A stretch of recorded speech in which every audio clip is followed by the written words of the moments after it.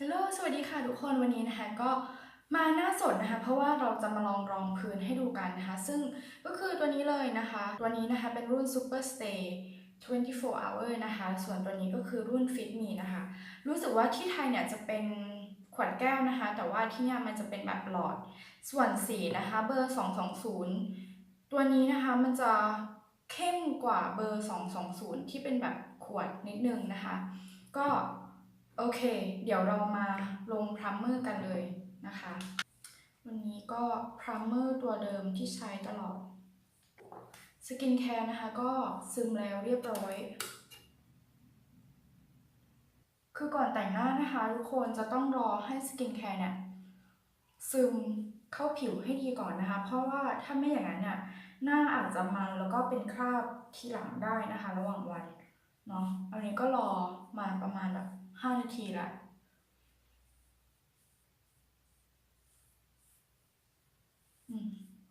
ก็จะใช้ Fit Me นะคะกับ Jazz Up 104นะคะเดี๋ยวเขย่า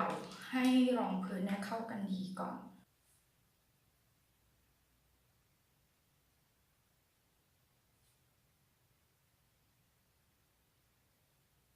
เดี๋ยวลงประมาณเท่านี้ก่อนนะคะเพราะว่ามันไม่มีปั๊มอ่ะคือเราก็ไม่รู้นะว่ามันออกมาเยอะขนาดไหนกลัวมันออกมาแบบเยอะเกินเนาะ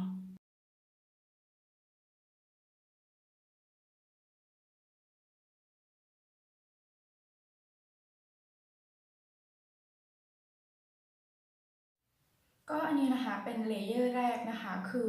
ความปกปิดเนี่ยจะได้ประมาณแบบปานกลางนะคะเพราะว่าตรงเนี้ยมันก็ยังเห็นเป็นเอ่อรอยแดงอยู่ช่วงนี้นะคะเดี๋ยวเรามาเริ่มฝั่งนี้กันนะคะก็ Super Stay กับ Zoeva 104นะคะเดี๋ยวจะลองซักประมาณครึ่งปั๊มก่อนแล้วกันวันนี้นะคะสีรองพื้นจะไม่ค่อยเหมือนกันเท่าไหร่เนาะก็ทำใจนะคะ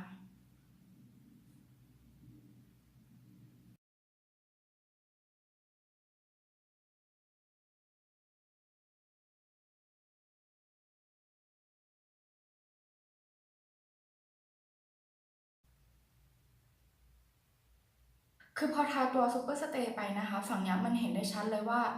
มันปกปิดได้มากกว่าฝั่งฟิตมีนะคะแต่คือตรงนี้มันจะเห็นอยู่ว่าแบบเป็นรอยแดงนิดหน่อยแต่พอดูฝั่งนี้คือมันเห็นแบบมันจะเห็นรอยแดงชัดกว่า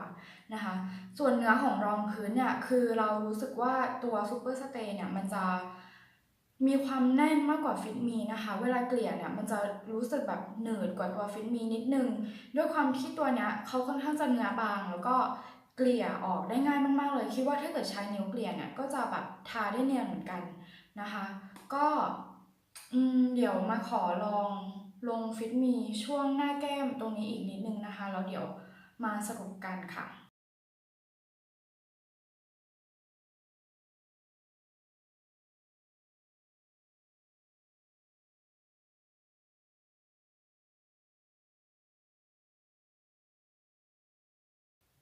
พอลงฟิตมี2 รอบนะคะมันก็ได้ความปกปิดที่แบบดีขึ้นมาอีกเบอร์หนึ่งเลยคือเกือบเทียบเท่าฝั่งนี้เลยนะคะ คือแล้วว่าฝั่งเนี้ยมันจะมีความชุ่มชื่นมากกว่าฝั่งฟิตมีนะมันจะค่อนข้างหนึบนิดนึงแต่ฝั่งฟิตมีนะคะก็จะคล้ายๆแบบเซมิแมตคือมันจะไม่ได้มีความชุ่มชื่นเท่าฝั่งนี้นะคะก็เดี๋ยวจะขอไปแต่งหน้านะคะแล้วกลับมาดูกันว่า2 ตัวนี้นะคะตัวไหนจะคุมมันมากกว่ากันค่ะวันนี้นะคะคอนซีลเลอร์ใต้ตาก็ตัวนี้ใช้แล้วชอบมากเลย Estee Lauder นะคะ Double Wear คือตัวรองพื้นเขาอะมันดีมากๆแล้วนะตัวคอนซีลเลอร์เนี่ยก็ดีเหมือนกัน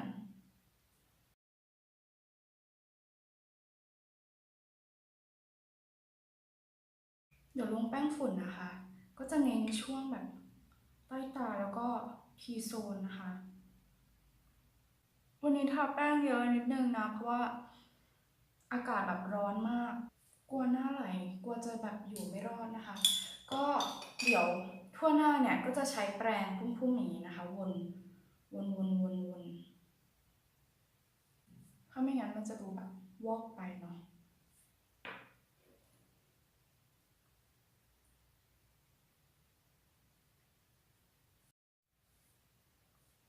ก็โอเคนะคะประมาณนี้เดี๋ยวจะไปแต่งหน้านะคะอาจจะบรอนซ์หน้าเยอะหน่อยนะคะนิดนึงวันนี้เดี๋ยวกลับมาดูกันนะคะอีกสัก3 ชั่วโมงแล้วกันมาดูกันนะคะว่ารองพื้นเนี่ยจะยังอยู่ดีหรือเปล่าทุกคนคะตอนนี้นะคะก็ผ่านไปแล้ว4 ชั่วโมงนะคะเดี๋ยวเรามาเช็คหน้ากันว่าฝั่งไหนนะคะมีความมันออกมาเยอะกว่ากันแต่ถ้าดูด้วยตาเปล่านะคะคือจะรู้สึกว่าฝั่ง Super Stay เนี่ยจะแอบมันกว่าฝั่ง Fit Me นิดนึงแต่เดี๋ยวเรามาซับหน้ากัน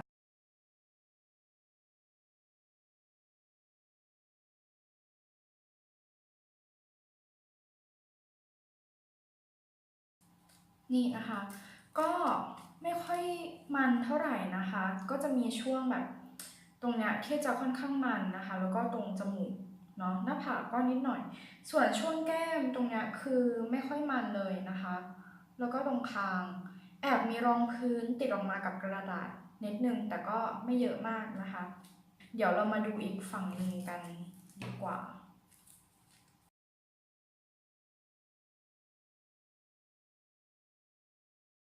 อันนี้นะคะก็เป็นฝั่ง Super Stay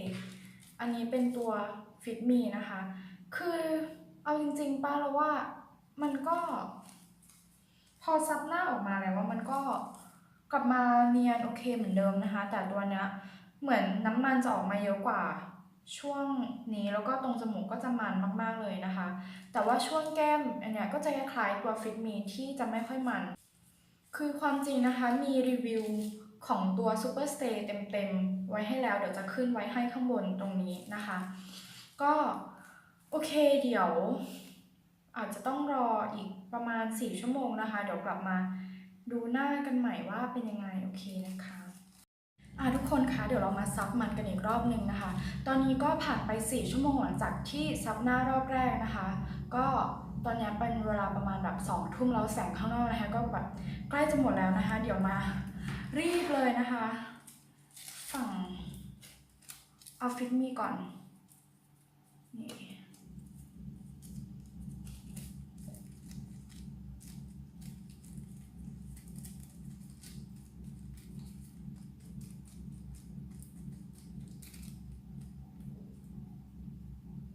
ทั้งเหงื่อทั้งอะไรด้วยนะคือเอาจริงวันนี้อากาศร้อนมากนะคะ40 องศาคือขนาดไม่ได้ทำอะไรนั่งอยู่เฉยๆก็คือแบบเหงื่อไหลโดยไม่รู้เรื่องอ่ะนี่นะคะฝั่งฟิตมีแล้วก็มาฝั่งซูเปอร์สเตย์กันบ้างวันนี้ก็ไม่ได้ทำอะไรมากนะคะก็ออกไปซูเปอร์แล้วก็ซื้อของนะคะมาทำกับข้าวนิดหน่อยนะคะแต่อากาศข้างนอกคือแบบร้อนมากแล้วแดดก็แบบแรงมาก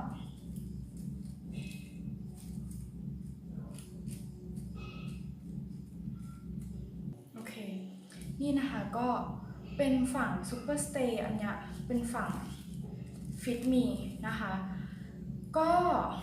เท่ากันนะคะแบบพอๆกันนะไม่ได้แบบรู้สึกว่าต่างกันมากนะคะก็ความคุมมันเนี่ยเราว่า4 ชั่วโมงแรกนะคะฟิตมีมันจะคุมมันมากกว่าแต่พอระยะเวลา8 ชั่วโมงเนี่ยมันก็แบบเกือบเท่ากันเลยนะคะไม่ได้ต่างกันมากก็เดี๋ยวเรามาสรุปกันเลยนะคะสำหรับรองพื้นทั้ง2ตัวนี้นะคะเดี๋ยวจะขออ่านคำเคลมของตัวฟิตมีก่อนนะคะตัวฟิตมีเขาบอกว่าสำหรับผิวผสมถึงผิวมันแล้วก็จะช่วยให้หน้าเนี่ยดูแมตต์นะคะรวมทั้งเบลอรูขุมขนด้วยแล้วส่วนสีของรองพื้นเนี่ยก็จะแมตต์ไปกับผิวเลยแล้วก็จะให้ลุคที่ดูเป็นธรรมชาตินะคะก็คือดูเหมือนผิวนั่นเองนะคะส่วนตัว Super Stay นะคะเขาก็แค่บอกว่าให้ความปกปิดขั้นสูงสุดเลยแล้วก็อยู่ทน24 ชั่วโมงนะคะเขาก็ไม่ได้บอกนะว่าเป็นรองพื้นคุมมันหรือว่าช่วยเบลอรูขุมขนหรืออะไรอันนี้คืออ่านตามขวดนะคะก็เท่าที่ดูนะเรารู้สึกว่าตัวฟิตมีเนี่ยเนื้อเขาจะบางมากกว่าแล้วก็จะปกปิดน้อยกว่าตัวนี้ซึ่งเวลาที่เกลี่ยเนี่ยมันก็จะทำให้เกลี่ยได้ง่ายนะคะแล้วก็สามารถเลเยอร์ได้2 ชั้นพอเลเยอร์2 ชั้นเนี่ยมันก็จะสามารถปกปิดได้แบบ เกือบเท่าฝั่งนี้เลยส่วนตัวนี้นะคะเนื้อก็จะค่อนข้างแน่นกว่าตัวฟิตมีนะแล้วก็เกลี่ยค่อนข้างหนืดนิดนึงอาจจะต้องใช้ฟองน้ำนะคะในการเกลี่ยแล้วก็เรื่องของการเบลอรูขุมขนเนี่ยในกล้องนะคะไม่รู้ว่ามันจะแบบเห็นชัดหรือเปล่าแต่ว่าอันนี้ดูหน้ากระจกในชีวิตจริงนะคะมันค่อนข้างชัดเจนว่าตัวฟิตมีเนี่ยเบลอรูขุมขนได้ดีกว่าตัวซูเปอร์สเตย์เอาเป็นว่าถ้าคุณเป็นคนที่ไม่ได้มีปัญหาผิวอะไรมากแล้วก็ไม่ต้องการการปกปิดมากแล้วก็ถ้ามีฟิตมีอยู่แล้วนะคะคุณก็ไม่จำเป็นที่จะต้องไปเอาตัวนี้มาเพราะว่าตัวฟิตมีมันก็แบบมันก็ดีของมันอยู่แล้วนะคะแต่ถ้าเกิดคุณแบบอาจจะผิวแห้งหน่อยแล้วก็อยากลองรองพื้นใหม่ตัวนี้ก็ถือว่าไม่ได้แย่นะคะเพียงแค่ว่าพอเอามาเทียบกันแล้วเนี่ยส่วนตัวนะคะก็ยังคิดว่ามันยังสู้ตัวฟิตมีไม่ได้ก็โอเคนะคะสำหรับวิดีโอวันนี้ก็มาเพียงเท่านี้นะคะถ้าชอบวิดีโอแบบนี้อีกนะคะก็อย่าลืมกดไลค์นะคะแล้วก็กดติดตามกันด้วยนะคะแล้วก็สามารถที่จะดูวิดีโออื่นๆได้แบบแถวๆนี้เหมือนกันนะคะสำหรับวิดีโอวันนี้ไปแล้วบ๊ายบายอันนี้ทำสีผมวานนะแล้วมันแบบมันด่างมันไม่เท่ากันอย่าว่านะคะเอาเงินไปซื้อรองพื้นหมดแล้วนะคะไม่มีเงินไปแบบไปซาลอน